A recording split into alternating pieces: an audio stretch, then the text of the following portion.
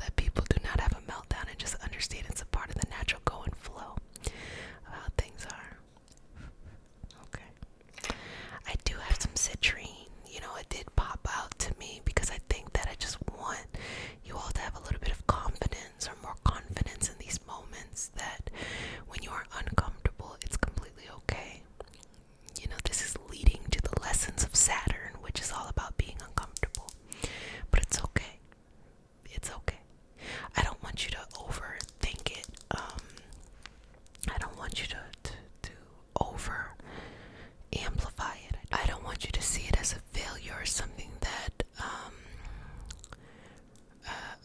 represents something negative on your part.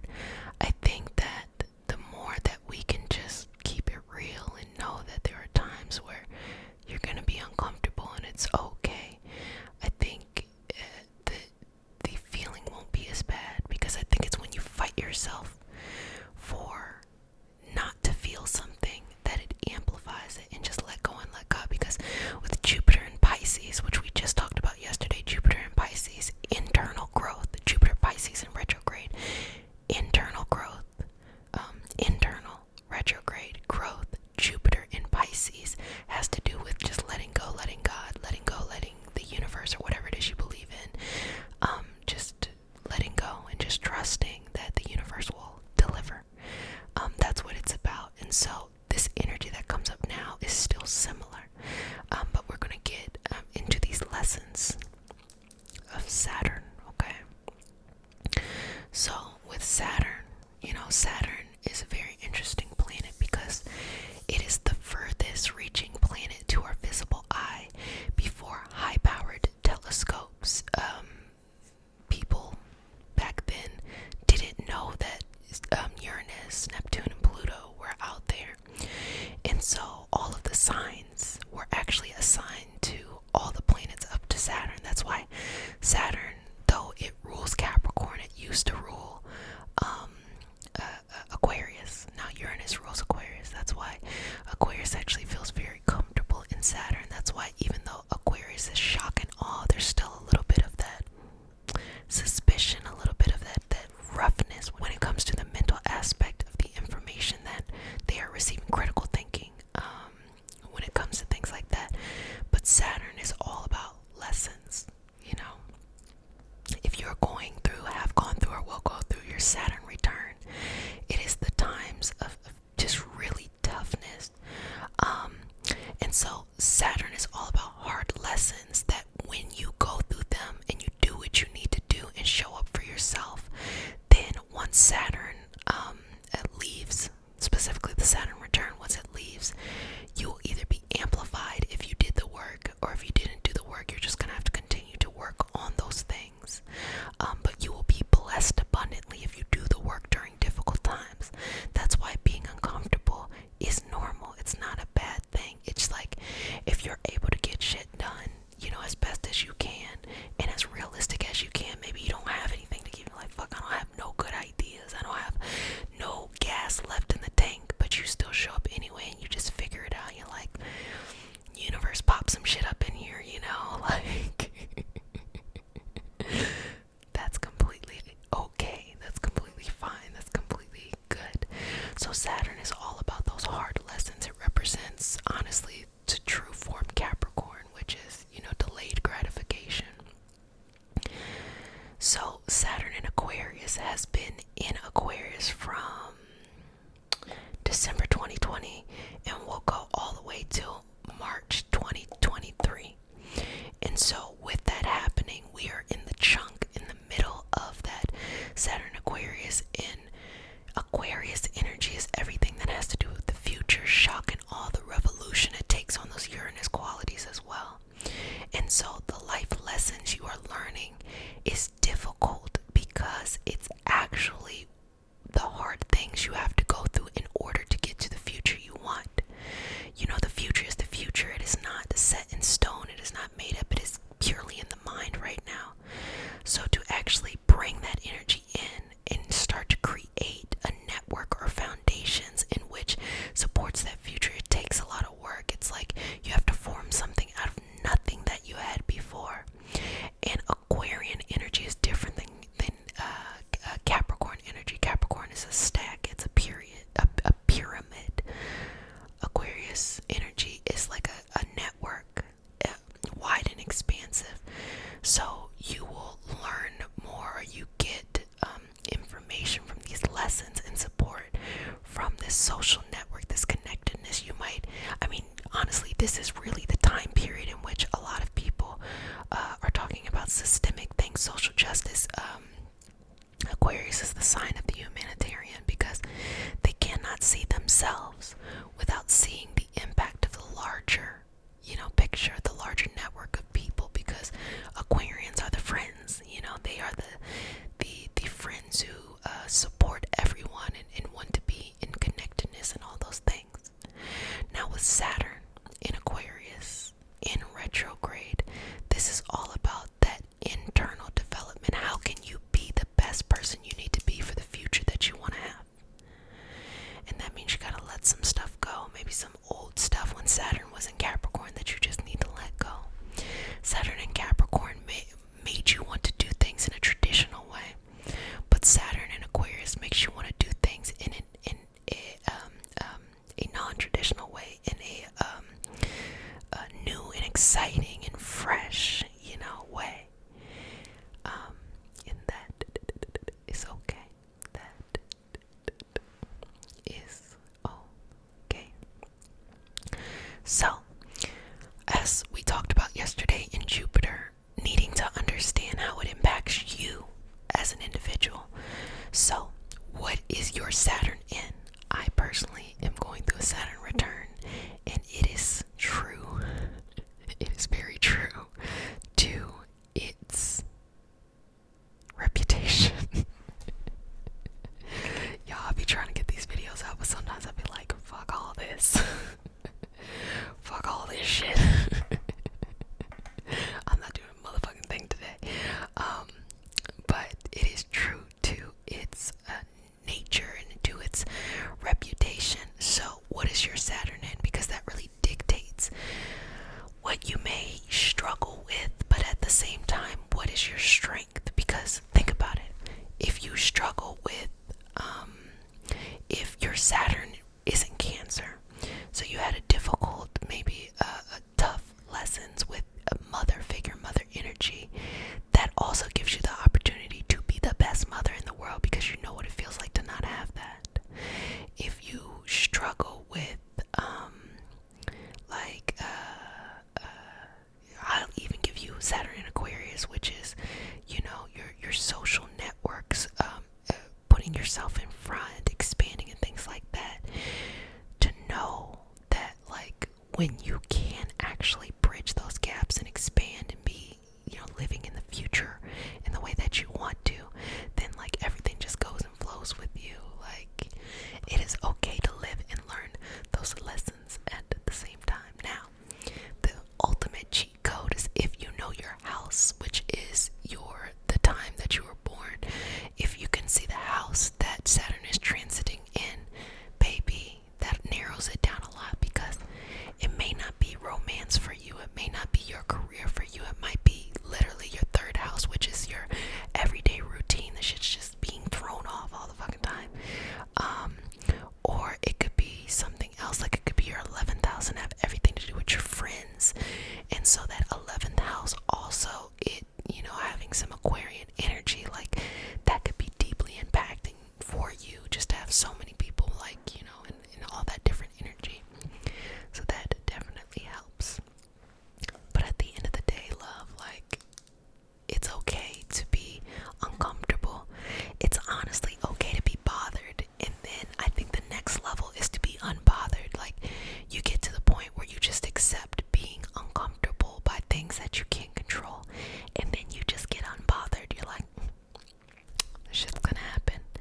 Because I think that we exert way too much energy trying to fight things that are just happening energetically. Like, you're in the water, you're trying to tread water, and you're like, oh, you're trying to stay up.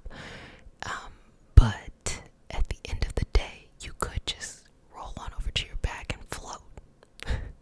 Like, literally, if you're in the middle of water and you can't get out, you want to conserve energy, so just float. Don't, because you want to just float on your back. It's probably the best thing for you to do in the moment. And there's a sense of freedom in that. A sense of freedom of saying, you know what? I'm going to take the self-care I need. I'm going to take the rest that I need. I'm going to take these moments for myself. And I hope you all enjoy my nails. They are jade and amethyst nails for you all.